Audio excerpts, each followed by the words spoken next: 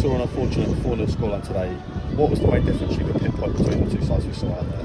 Well, I mean, they're just two divisions above. They've got much more high quality. Their ability to retain the ball under pressure in tight spaces and keep it, and individual pace of players in the forward positions.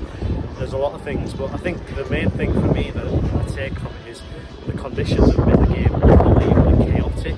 The first half went to a 50-60 mile per hour. Every one of our kicks were coming back to the 18-yard box. You can't get out your half, you can't get out your third, and so it gave us a 2-0 mountain to climb from the off. But then in the second half, we haven't had the same level playing field.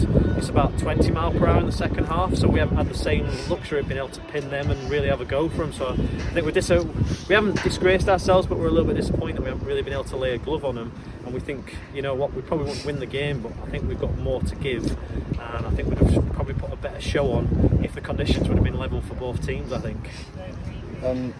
So, given you mentioned the two-tier gap between the two sides, was this perhaps an expected outcome in the game? And could you maybe pick out any positives from the result? Yeah, I can pick out lots of positives from the game. The players have put the bodies on the line. They've ran absolutely. Right, in that first half, you don't know how difficult it is. With that wind so strong against a side as good as what they are, you can't get out your half. So you're literally having to defend for your lives. It was survival football. Okay, and you know what? We were disappointed with the 2-0 scoreline. Not that they didn't create 3 or 4 big chances, but we were disappointed because the vast majority defending was fantastic in the first half.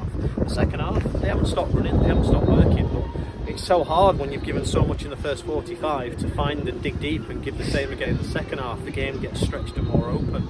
But in terms of was the scoreline expected, well, it's not unexpected for scorelines to be of this nature when teams from tier 4 play a team from the championship. You know, 5, 6, 7, 8-0 has been a regular occurring scoreline from fixtures of this kind. So I think for us, like I said, we haven't disgraced ourselves by any means. We're a little bit disappointed we haven't laid more of a glove on them, but that's just how it is.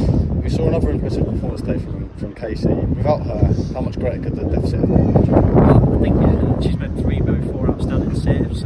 Some of the defending as well. Again, they put the bodies on the line to block 2 or 3 other, good opportunities that Sunderland might have had.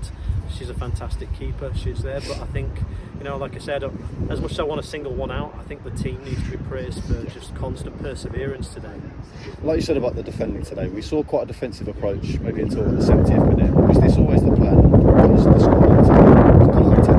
Yeah, I think the plan was to stay in the game, try and stay in the game, frustrate the opposition, play on the counter if we could. That was impossible with the weather conditions because you couldn't kick the ball more than 10 yards in the first half. All right, the second half we went for it from the off. In fairness, we went high press from the off. It was just very difficult to create those moments. When we did, we actually did all right. And I thought just before they scored their 4th was probably our best spell in the game. We had a good 15-20 minute spell where it was actually competitive, the game, and we were in it. It was just a little bit too late. And then just finally, although it means you've now been knocked out of the cup, does this give you more of now a focus and incentive on promotion now within the league?